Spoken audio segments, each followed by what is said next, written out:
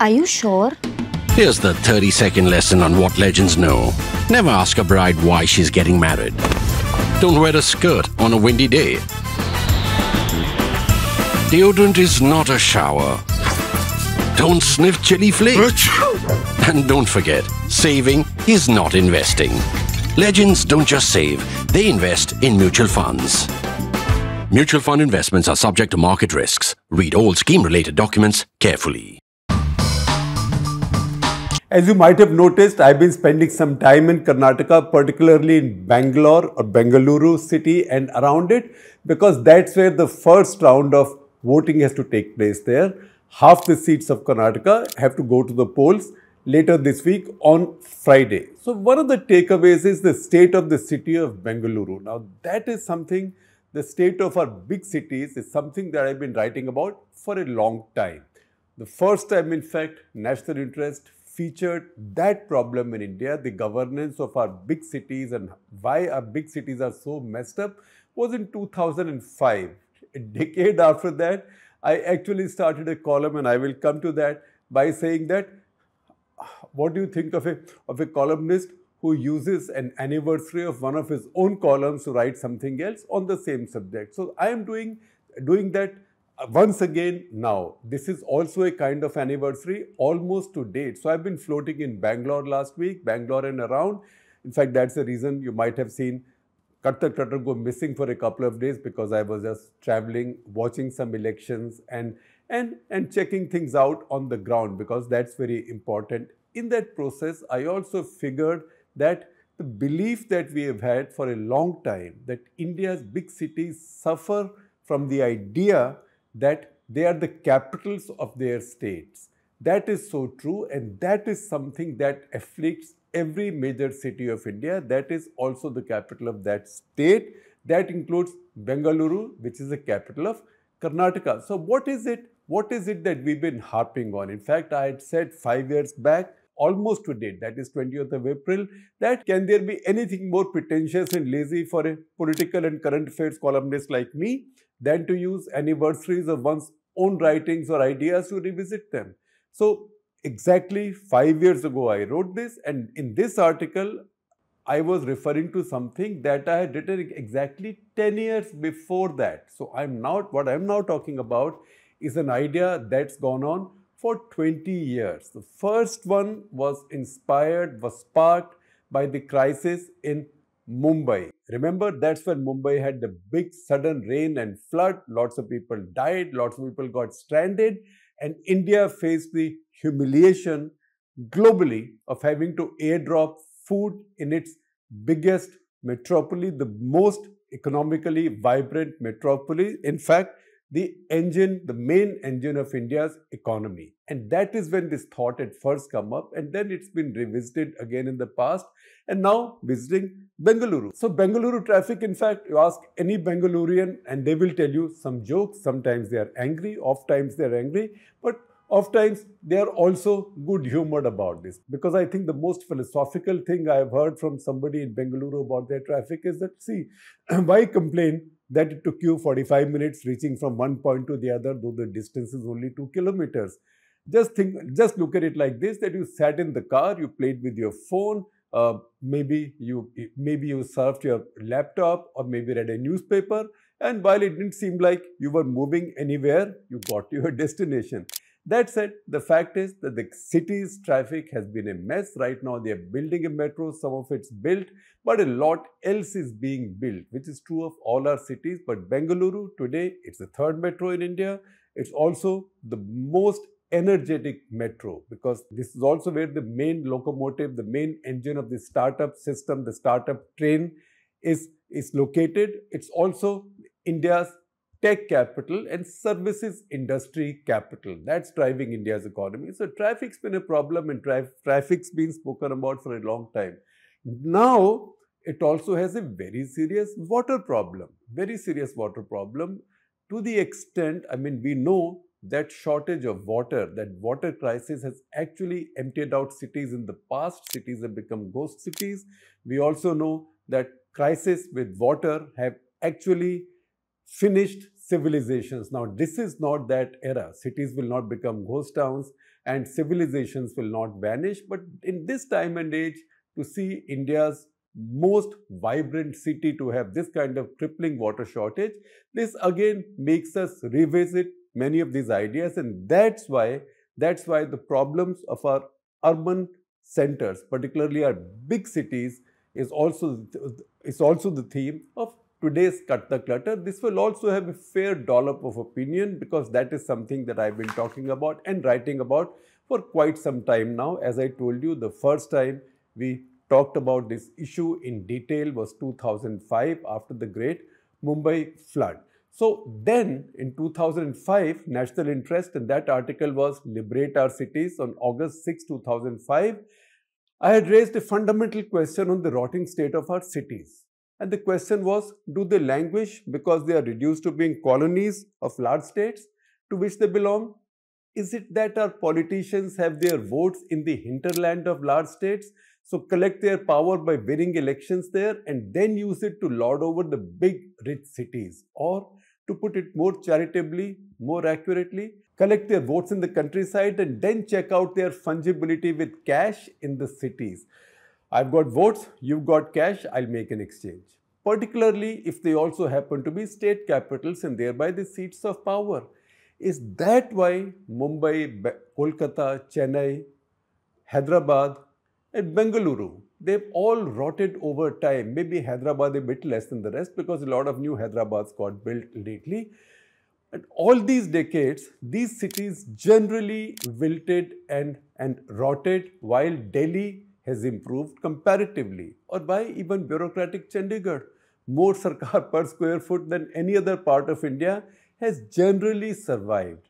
Do the villages have disproportionate vote power and similarly cities disproportionate money? You see how this works. I can take you to any of India's big cities, but in this case, because the context is Bengaluru and Karnataka, let's stay with Bengaluru. So if you drive out of Bengaluru towards South Karnataka, where the first phase of elections is taking place, that is Gowda land in a way. That's also the Bokalinga heartland. The Gowda family has its seats there. The general Mysuru area, that is the area where Gowdas have political power. That's also the area which is very vital if Bengaluru has to find an alternate. That's why the old idea has been a Bengaluru-Mysore infrastructure or industrial corridor. 1995, a delegation had come into Bengaluru led by the then governor of Massachusetts, William Weld, in 1995. And they had then signed a memorandum of understanding with Karnataka government, then headed by H.D. Deve Gowda. And that MOU was about building an infrastructure/industrial corridor between Bengaluru and Mysore. Now, a result of that was the idea that a new infrastructure corridor should be built around Bengaluru. So this is like a ring road around Bengaluru and also a highway connecting Bengaluru with Mysuru. So Mysuru could then become a kind of alternate to Bengaluru industrially or economically, just as in the course of time, willy-nilly or serendipitously, Pune became to Mumbai. In fact, so much of the IT industry has now come up in Pune. That's a gift to Maharashtra. Would not have happened if that one expressway had not been built linking Pune with Mumbai. That was thanks to Nitin Gadkari, who was then a young PWD ministry in Maharashtra. In fact, that one example underlines to us the value of investing in our big cities and also building infrastructure in the big cities. That is the idea which 1995 came up in Karnataka as well, particularly concerning Bengaluru. So the outcome of this was something called the NICE Highway and Infrastructure Project. What does NICE stand for? NICE stands for Nandi Infrastructure Corridor Enterprises Road. This was to link Bengaluru with Mysuru with a highway and then also build a ring road around Bengaluru. Then what happened? H.D. Deve Gowda, who was then Chief Minister, lost power. In the course of time, Congress Party came to power, S.M. Krishna came to power.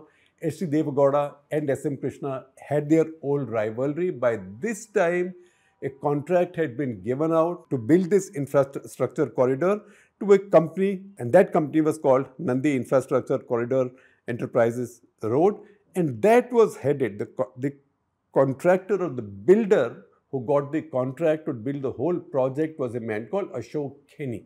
Ashok Kheni was a bit of a maverick. He was also an engineer and a very successful entrepreneur in Massachusetts. You remember that first MOU was signed between the governor of Massachusetts and government of Karnataka. Ashok Kheni had built quite a bit of infrastructure successfully in Boston and elsewhere. In fact, in 1987, he had also got from Ronald Reagan the US Presidential Award for as Outstanding Businessman of the Year of a Minority Community. So he came back to India in 1990s. That was the reforming India. He got the contract, or he got the understanding to build this project. By this time, Devagowda was out and he did not like S.M. Krishna, both the same caste, both rival parties, both fighting for the same vote bank, Vokaliga vote bank. So it was expected that there will be a rivalry. So in this case, what could have been a very vital urban project, a very vital project for a city like Bengaluru much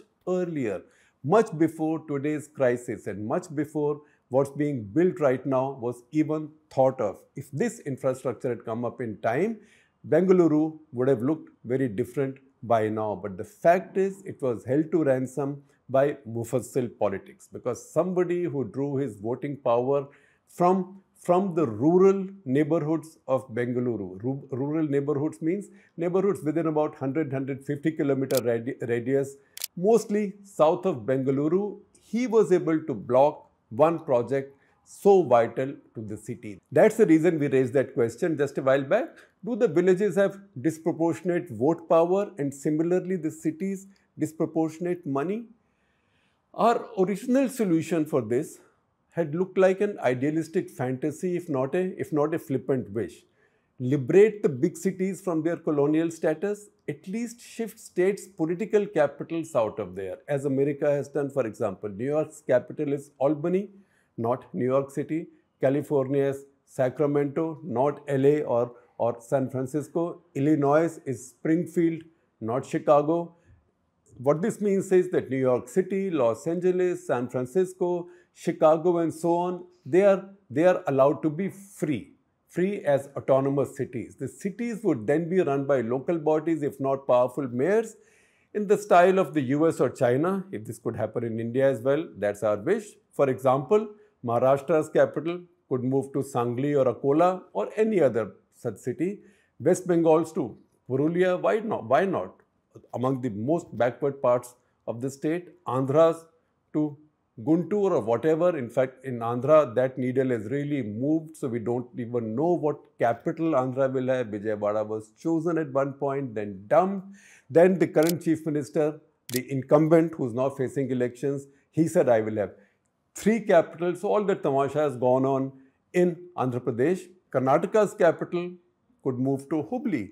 So liberate Bangalore. An added gain for India would then be the justification this would create for building new cities, and a charming little incentive for the politicians to make arbitrage as property booms break out in these new capitals. The fact is, in India, we just don't like to build cities. The only real new city we built in India is Chandigarh, and that's not a big one. Maybe Gandhinagar outside of Ahmedabad, maybe New Raipur. New Raipur is a Sarkari city. Gandhinagar is also mostly a Sarkari city, although now there is an effort to build a new city there called Gift City, which is like a city for offshoring. The fact is, since we first proposed this idea 2 decades ago, things haven't stayed the same. All our cities have rotted even further, in some cases like Mumbai and Chennai, even faster than before. To be fair, Calcutta hasn't rotted further lately, and I find the idea of playing pleasant music at traffic lights quaint, even if not good enough to calm the nerves of stranded drivers. In fact, there's an old tweet that I'll share with you from a bright Mumbai-based Indian Railway Service officer, Anand Ropangudi, who said after watching Detective Vyomkesh Bakshi that the movie set in the 1940s looked so realistic because Dibakar Banerjee did not have to do very much to give Kolkata a period look, because not too much has changed since the 40s anyway. Of course, Quite a bit has changed in the suburbs, Salt Lake area and all that, but in the main city, very little has changed in so many decades. One thing has changed most visibly with so many of our cities, big cities, their names. So we are talking Mumbai, Kolkata, Bengaluru now, and I don't know what the future of Hyderabad is, particularly if the government changes there at some point of time.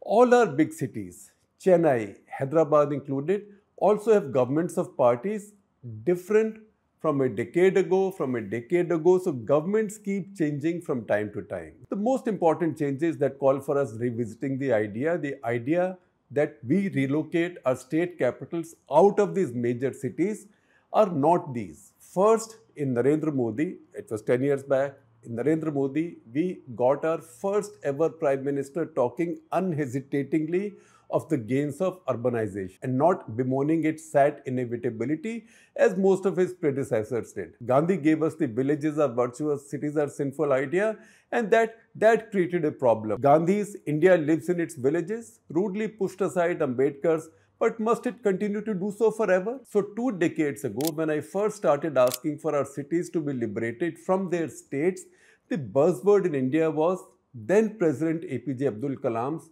Pura, or providing urban amenities to rural areas. UPA politics was hostile to cities then, and the middle classes who lived there. Cities developed, if at all, by stealth or collusion between local political and builder mafias. In Modi, for 10 years now, we have had our first leader since Ambedkar who holds out urbanization as a promise, as a virtue. Have we had adequate delivery on that promise as yet? I would say no, but we've seen a fair bit of change. If you look around Bengaluru, for example, you see a lot of changes coming up. It has started late, however, and it's a work that's progressing slowly, not fast enough. On Modi's own political CV, he proudly lists modernization of Ahmedabad Gandhinagar, where he's been developing a global financial center. He's got political investment in that that's the only area where he's lifted prohibition, although with many qualifications. The restructuring of our electoral constituencies has also increased the city's political leverage. There is a new awakening and a sense of empowerment in the cities. You can see this also in Bengaluru and the way candidates of various parties are speaking in Bengaluru. In fact, from Tejasvi Surya to Rajiv Gowda, all the people you speak to, they are talking about urban issues as if this was a municipal election, because city voters now care about what's happening there, not just about the larger political issues of the day nationally or in the state. No surprise then that the first new political movement and force to rise in India in decades is entirely a big city phenomenon yet. The Aam Aadmi Party. It is in this environment that we check out the latest developments in many of our big cities. Bengaluru, for example. Bengaluru at this moment is going through a crippling water problem. In fact, talk to anybody in Bengaluru and they will tell you about water problem, tanker mafia, etc. In fact, that might be the subject of this week's national interest, which will go out as writings on the wall. The water crisis in India's fastest growing metro, in fact, in one of the world's fastest growing metros, that is Bengaluru. Mumbai has gone through its own upheavals. There was one young Maharashtra Chief Minister, that was Devendra Fadnavis. There was a lot of expectation from him. Among the first things he said was all multiplexes will screen at least one Marathi film at prime time. Then he rolled it back. Similarly, he initially put a total ban on eating beef and then rolled him back. Before that, late R.R. Patil, who I described then as the great self-styled slayer of Mumbai's dance bars. He put a ban on dance bars, and this has now gone through several iterations of court orders going right up to Supreme Court to effectively lift that ban. What does it tell us? It tells us what does it tell us? It tells us that most of the politicians get their votes back in the countryside, in rural areas, because that's where the votes are. With those votes, they buy power. With that power, they come to the big and quote-unquote ugly city. Big, bad, ugly city. But cities have money. That's why I said villages have disproportionate voting power. Cities have disproportionate money power. So when politicians get voting power, When politicians get political power through the votes in the countryside, they come to cities and then they want to encash that political power by vacuum cleaning the cities. And that's the reason our cities keep on suffering. And that is precisely the reason that we came up with this idea. And this idea, anytime you spend some time in any major Indian city, which is also the capital of that state, where the rulers get power by getting votes not in the city necessarily, but elsewhere in a much larger state. That city becomes the colony of that state's politicians. And that is the reason that we've been arguing, and Bengaluru today strengthens that argument that our big cities, our biggest cities, should be liberated from their states. That will also give the states and their politicians to build new cities and maybe make a little bit more money or a lot more money from real estate development as these new cities come up. That is the reason the experience of Bengaluru also reminds us that this problem persists. This is a problem that afflicts every major city in India, which is the capital of its state. And that's why these cities have to be liberated and put under some kind of self-governance with elected, empowered mayors. The situation we have on the other hand is to the contrary. Mumbai has not had its municipal corporation election for some time. Bengaluru hasn't had its municipal corporation election for some time. In Delhi, the municipal corporation, if anything, has very limited powers. That's why this is time, and Bengaluru again reminds us of that India moves in this direction. Whether we want to take the leaf out of the book of the Americans or the Chinese, that's a choice we can make, but the direction is the same. That is, liberate your cities from being colonies of the states where they are located. Any which way, the message is still the same from Mumbai to Bengaluru to Kolkata, that liberate your biggest cities from being colonies of the states as whose capitals each one serves.